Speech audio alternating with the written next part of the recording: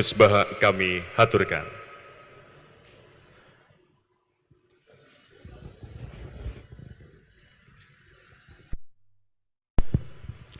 Assalamualaikum warahmatullahi wabarakatuh. Bismillahirrahmanirrahim. Allahumma ya Allah ihdinas siratal mustaqim siratal ladzina an'amta 'alaihim ghairil maghdubi 'alaihim waladdallin amin. Allahumma shalli wa sallim ala habibika Mustafa Muhammad wa ala alihi wa sahbihi wa barik wa sallim asyian amma ba'du. Yang sangat saya hormati Mustasyar PBNU sekaligus Wakil Presiden Profesor Dr. Ma'ruf Amin. Yang saya hormati Rais Am PBNU, Rais Am NU Kiai Haji Miftahul Akhyar, Ketua Tanfid PBNU yang juga masih bernambah sama saya, Kiai Haji Said Akil, yang saya tadi senang sekali marahnya, senang sekali girohnya, karena itu memang khas keluarga kami. Jadi kalau nggak kesampaian marah itu bagus. Jadi di antara sifatnya para nabi itu wayakhdhufulillah, kalau agama nggak dapat apa tadi jatah ya, nggak tahu saya maknanya itu jadi kan. Wayakhdhufulillah wa yardoliridho. Semua yang saya hormati, ini ada Ibu Menteri, Ibu Ida Fauzia, ada Gubernur Jatim Ibu Khofifah. Yang sangat saya hormati keluarga besar Mbah Wahab Hasbullah. Di sini secara berurutan ada Nyai Mutmainnah, ada Nyai Mahfuzah, ada Nyai Hizbiyah, ada Nyai Mujidah. Yang sangat saya hormati Kiai Haji Hasib, Kiai Haji Rogib, semua yang saya hormati para santri, para alumni. Alhamdulillah tadi acaranya banyak sekali, jadi saya nanti ngaji insya Allah 15 menit. Karena menurut saya solusi bangsa ini itu mudah sekali kalau mau niru Mbah Wahab. Saya kemarin ditilii Gus Hasib,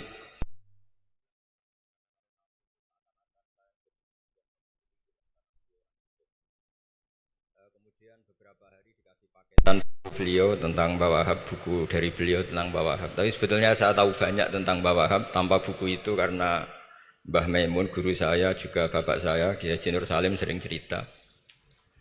Kiai Wahab itu pedagang, politikus, juga pahlawan. Kita sebetulnya melihat itu sederhana, artinya sederhana dalam pikiran ulama. Jadi pernah suatu ketika Sayyidina Ali itu marah besar melihat umat Islam itu, sehingga beliau marah besar. Di antara kalimatnya itu, karena ini tengah-tengah kalimat langsung pakai fa. Udahlah, nanti terserah santri-santri yang ngi'rab. Fakubhan lakum hina sirtum gharadun yurma. Jadi umat ini akan buruk sekali ketika posisinya itu objek di sasaran tembak pihak lain. Ketika misalnya haji itu bagus prospek, nanti ujung-ujungnya yang bikin sajadah kadang orang sana, mau bilang kubu sebelah, nanti sensitif secara politik. Nanti ketika umat Islam punya kebutuhan pakaian ihram besar, juga yang produk kadang orang lain. Begitu seterusnya, sehingga setiap kebutuhan kita pun yang produk itu orang lain. Sehingga Mbah Wahab berpikiran sampai impor mori, pas itu kain putih. Begitu juga traveling, ketika umat Islam butuh mudah pergi ke Mekah untuk haji dan umrah, juga bironya itu kadang orang lain. Zaman itu Hindia Belanda, sehingga beliau dulu sudah mendirikan semacam biro haji. Itu semua adalah madhab, di antara madhab Sayyidina Ali ketika beliau mengatakan fakubhan lakum hina sirtum gharadun yurma. Buruk sekali kamu di mana-mana ini jadi objek. Misalnya kira-kira ginilah, kalau kholnya Mbah Wahab itu ada 10.000 santri dan semuanya karena keluarga kiai itu dermawan, sama Bu Mujidah dikasih makan semua. Nanti cateringnya yang menyediakan orang lain, kita tidak punya kecakapan produksi itu atau melayani itu. Sehingga perdagangan Mbah Wahab dalam tradisi keulamaan itu dimaknani sebagai supaya kita ini jadi aktor, baik di perdagangan, di politik, maupun dalam solusi urusan-urusan publik. Misalnya sekarang ada problem apalah, sebetulnya solusinya gampang sekali. Ketika kita minus atau ketika kita tidak berkecukupan, mulai dulu ulama itu solusinya gampang. Pernah suatu Abdul Qasim Al-Junaidi atau siapa sajalah, ini karena polanya sama. Menyuruh muridnya, saya tolong belikan ikan. Cara sekarang mungkin dikasih uang 50.000, terus dikasih tahu sama muridnya, Pak Yai uangnya tidak cukup karena harga ikannya 70.000. Terus kata gurunya, beri lebih murah lagi. Uang 50 aja tidak cukup, kok cari yang lebih murah. Kata beliau, arkhisu bitarki. Ya bikin murah karena kamu tidak berkeinginan. Jadi nggak usah belikan katanya. Ini penting sekali karena dulu ada solusi, masyhur itu makalahnya Imam Syafi'i itu. Kata beliau, fa innal ghina anisya'ila bihi. Kalau kamu ingin tidak tergantung sesuatu, maka hindari sesuatu itu. Jangan memaksakan memenuhi sesuatu itu dengan memaksakan, tapi hindari sesuatu itu. Saya misalnya kalau nuruti kepengen misalnya, kalau saya dengan nafsu serakah saya, mungkin saya ingin punya mobil mewah, ingin apa saja. Tapi itu membuat saya tersiksa karena harus menyediakan ini itu. Ya sudah, tidak usah ingin. Sehingga mudah sekali, makanya kata ulama dulu fa innal ghina anisya'la bihi, untuk menjadi berkecukupan usahakan banyak hal yang tidak Anda butuhkan. Semakin banyak hal yang kita butuhkan, maka kita akan tergantung akan sesuatu. Makanya banyak ilmuwan, saya sering diskusi sama pakar-pakar sama ilmuwan. Apakah negara Amerika itu negara yang kuat? Banyak ilmuwan yang berpikir itu ilmuwan politik, bukan tasawuf, berpikir negara paling lemah itu ya kayak Amerika, karena semakin powernya kuat, ketergantungannya semakin kuat. Untuk memenuhi kebutuhan listrik harus begini, untuk kebutuhan minyaknya harus begini. Semakin kita kuat, maka ketergantungan akan sesuatu semakin banyak. Jadi ibarat orang yang punya Alphard sama yang enggak, kayak mana ya? Kayak yang enggak, karena kebutuhannya ada banyak. Artinya dalam kondisi krisis, ulama masih punya solusi, yaitu al-ghina itu anisya'la bihi. Jadi usahakan ketercukupan itu karena menghindari kebutuhan-kebutuhan yang tidak primer, yang tidak prinsip. Bukan memaksakan semuanya terpenuhi. Karena kita ini ulama. Dulu ketika sebelum ada negara, belum ada TNI, itu ulama punya cara untuk ngelawan Belanda. Karena mereka terbiasa punya loyalis, punya muhibbin, punya ghirah, punya strategi. Sehingga Belanda itu kesulitan ngadep ulama. Apalagi mereka terus ke Mekah, ketemu komunitas internasional yang semuanya berfatwa bahwa penjajahan harus dilawan. Itu luar biasa. Belum ada negara, enggak ditopang negara, kemudian tetap bisa melakukan perlawanan. Coba kalau dulu ngelawan nunggu, wah saya mau ngelawan penjajah kalau saya diangkat jadi TNI, saya mau ngelawan kalau saya punya otoritas yang disahkan negara, itu ribet. Negara ini saya tidak akan ngaji lama-lama, tapi saya akan cerita khas Mbah Wahab sesuai riwayat yang saya dapatkan dari guru-guru kami, bahwa beliau tadi seperti yang dikatakan Pak Said, membina dan menyebarkan NU kemana-mana tanpa uang proposal. Nggak kebayang saat itu proposal kepada siapa, negara sendiri masih susah. Lalu mau diajukan kemana? Terus yang mau tanda tangan itu ya siapa? Jadi yang saya tahu tadi, yang penting kita niru sesuai yang diidam-idamkan tadi Sayyidina Ali. Jangan sampai kalian itu menjadi gharadun yurma. Ada apa saja orang lain yang memikirkan labanya, kita yang jadi objek. Sehingga zaman itu kita terima kasih semua sama Mbah Hashim, sama Mbah Wahab. Karena ini zuriyatam ba'duha min ba'd. Kita tahu Mbah Wahab putra Mbah Hasbullah, punya ibu Nyai Fatimah, terus sampai Mbah Abdus Salam ya. Kemudian Mbah Hashim punya ibu Halimah, punya abah lagi siapa setelah Halimah itu Lainah ya. Nah, terus Mbah Abdus Salam, jadi ini zuriyatam ba'duha min ba'd. Kalau dalam tulisan itu sampai Mbah Abdul Jabbar bin Ahmad bin Mbah Sambu. Memang Mbah Sambu punya beberapa saudara, diantaranya ada yang namanya Mbah Yusuf, itu yang melahirkan keluarganya Mbah Ahmad Siddiq Jember, Mbah Siddiq Jember. Ada yang Abdul Halim yang melahirkan keluarga Lasem, termasuk saya itu lewat jalur Mbah Abdul Halim. Jadi zuriyatam ba'duha min ba'd. Dulu semua orang zaman Rasulullah SAW itu dilatih jadi aktor, jadi subjek. Sehingga orang yang miskin pun ketika perang Tabuk, perang Dzatil Usrah, itu semua menyumbang. Ada yang menyumbang emas yang enggak terkira, yaitu Sayyidina Utsman. Ada yang cerita, ya Rasulullah saat tadi malam buruh dan punya beras hanya 2 kilo, yang 1 kilo saya sumbangkan jenengan, yang 1 kilo saya pakai untuk keluarga kami. Sekarang logikanya sederhana, kalau orang miskin 3.000, pas itu anggap saja pasukannya misalnya 3.000. 3.000 nyumbang beras 1 kilo itu artinya terdapat 3.000 kilo beras. Artinya apa? Orang Islam yang miskin membiayai dirinya sendiri untuk makan. Dan mereka adalah aktor heroik. Tapi kalau misalnya ini orang-orang miskin ini tidak mau urun rembuk, kemudian menjadi beban negara, maka yang harusnya dipakai senjata, dipakai beli sembako. Dulu zaman Nabi meskipun orang itu miskin itu semuanya bersifat heroik. Sehingga perang Dzatul Usra itu perang paling dikenang Al-Quran. Nah, efek dari ingin memberi adalah tidak tamak. Makanya kalau dalam kitab tasawuf itu orang kikir itu gak dikritik. Yang dikritik orang tomak. Karena orang menvonis orang lain kikir itu pasti karena berkeinginan mendapat. Kalau tidak berkeinginan mendapat, maka orang lain tidak akan kamu vonis sebagai kikir.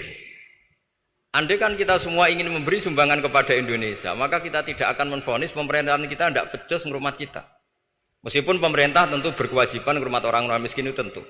Tapi andai kan semua orang miskin berpikir ingin menyumbang pemerintah, maka tidak akan menyalahkan pemerintah ketika faktanya nanti suatu saat atau kapan saja, semoga ini tidak terjadi, itu tidak mampu menyumbang.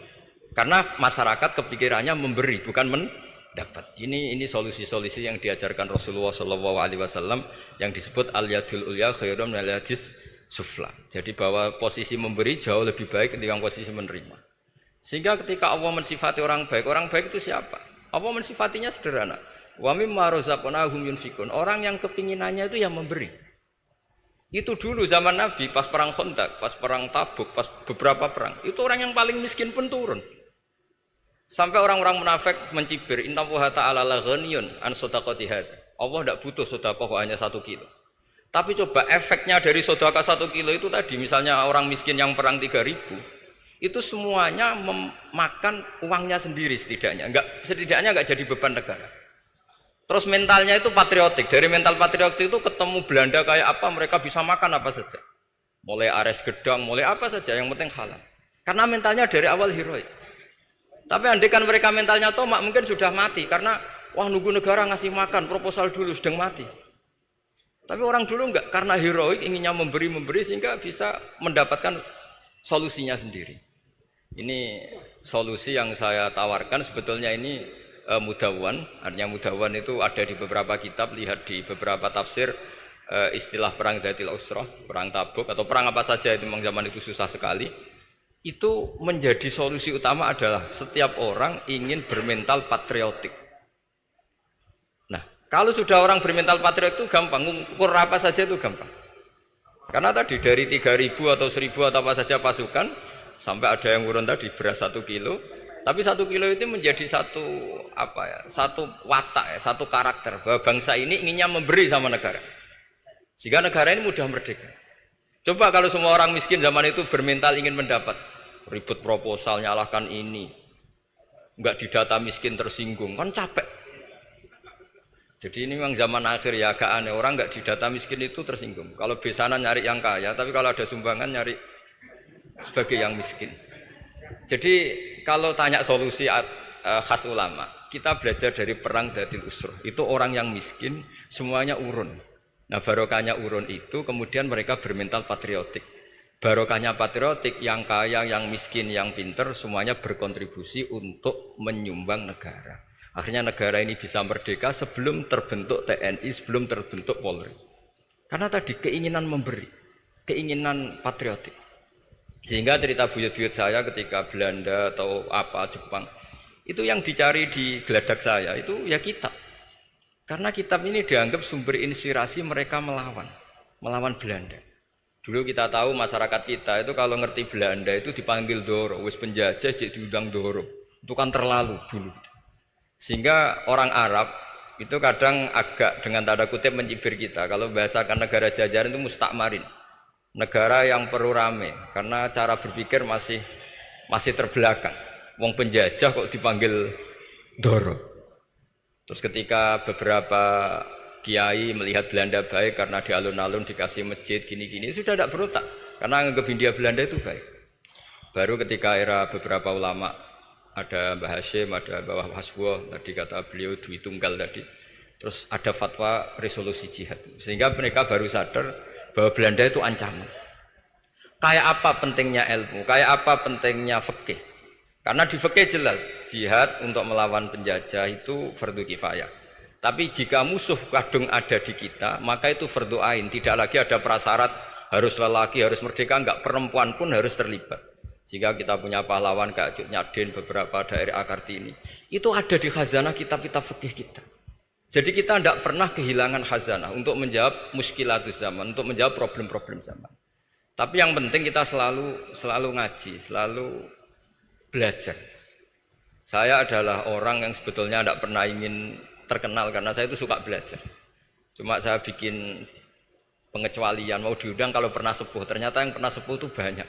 Ini agak musibah bagi saya karena harusnya kiai itu ya dihormati, tapi gara-gara kalah sepuh digawe kongkonan. Saya ini kemana-mana digawe kongkonan. Jadi gayanya nasihati, tapi aslinya diperintah. Jadi tidak ada kerennya sama sekali. Saya di mana-mana posisinya al-makmur, diperintah. Tapi saya senang karena ilmu itu butuh konsensus. Andai kan saya tidak pernah ngaji di depan Mbah Mun, di depan bapak, di depan guru-guru, maka mungkin saya tidak pede atas bacaan yang saya baca. Karena saya tidak tahu ini benar apa enggak. Jika masyhur dalam guyonan santri, ada orang tidak baca-baca kitab, cari kamus sampai mati tidak ketemu. Karena dia bacanya lam tardiman. Wah itu cari di kamus sampai mati tidak akan ketemu. Bareng tanya gurunya, ini apa Pak Yai? Oh itu lam tarodaman cuma. Lam tarodaman itu karena marjeknya mar'ah, orang ningali sapa mar'ah daman ing getih. Dia bacanya jadi satu lam tardiman.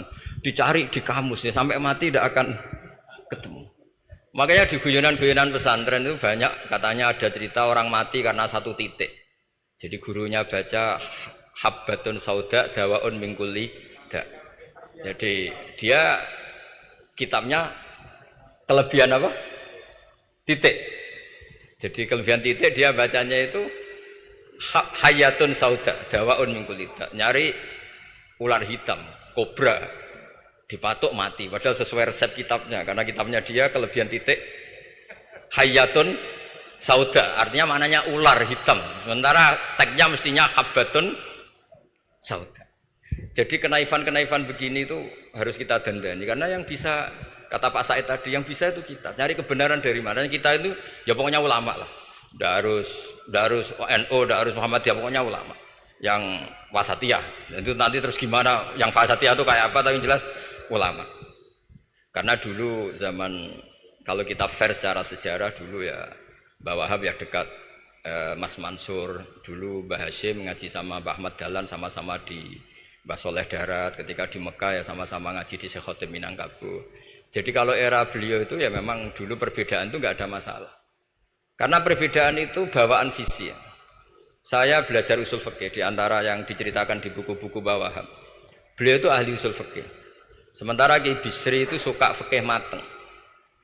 Sehingga memang ada perbedaan antara fikih mateng dan usul fikih. Saya beri satu contoh. Ini guyonan tapi nanti di usul fikih nanti kelihatan. Di usul fikih itu ada ilmu namanya tangkihul manat. Ketika Nabi sama-sama menyebut sesuatu, sebetulnya ada benang merah di situ, tidak sama persis.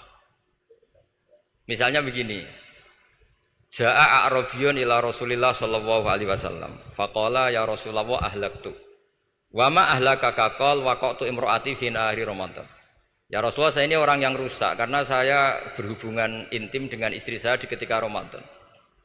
Terus Nabi ngendikan, ya sudah kamu harus merdekakan budak, saya tidak punya ya Rasulullah. Ya sudah kamu puasa 2 bulan berturut-turut. Kata beliau, puasa baru sehari saja kecelakaan apalagi 2 bulan. Karena kamu orang Arab lah, orang Arab itu dia cerita ini di Arab tadi. Terus ya sudah kamu sedekah sama 60 orang miskin. Saya ini orang paling miskin.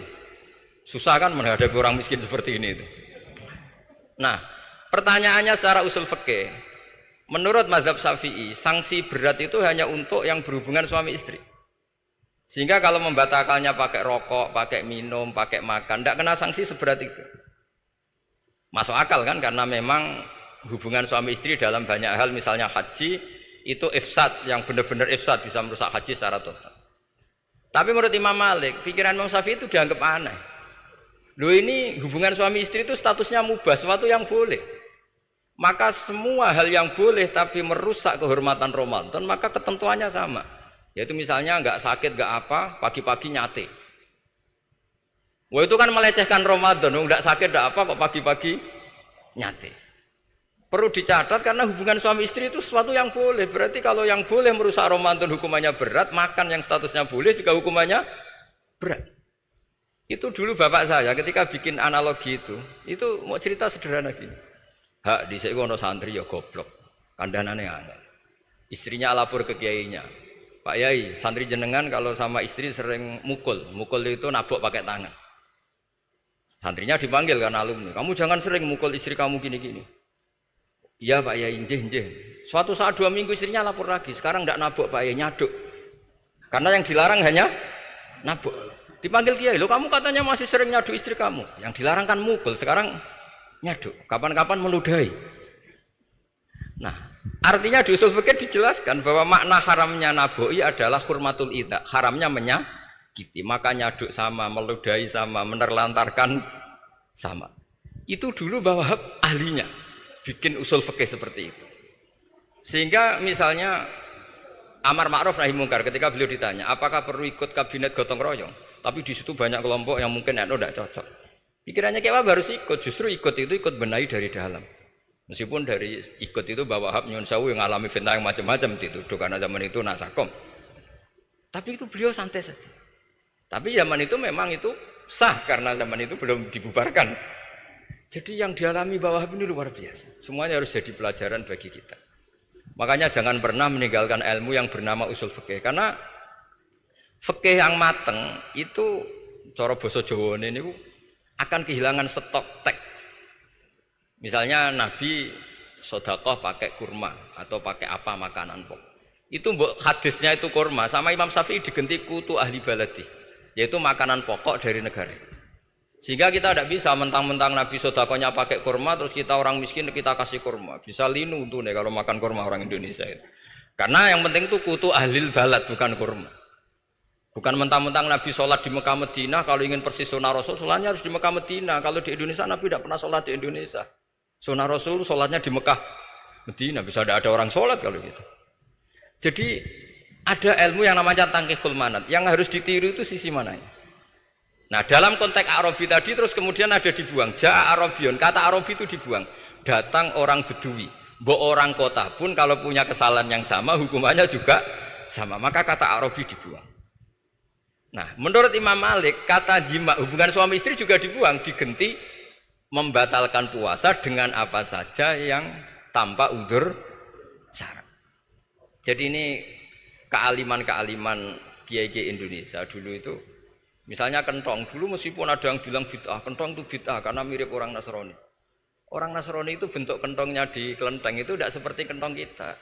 Adat Indonesia kalau pos kampleng ada maling, ada banjir pakai kentong. Jadi adatnya memanggil tuh pakai kentong. Makanya kiai-kiai dulu, oh ini mirip orang Nasrani, enggak mirip pos kampleng katanya. Padahal jelas ya, menurut hadis sahih jelas ketika ada sahabat usul ya Rasulullah bikin kentong, wah jangan nakus itu nanti kayak Nasrani. Bikin buk itu trompet. Jangan nanti mirip orang Yahudi. Ya dengan api ya Rasulullah. Jangan nanti mirip Majusi. Datang sahabat tergesa-gesa. Beliau mimpi kalau diajarin azan.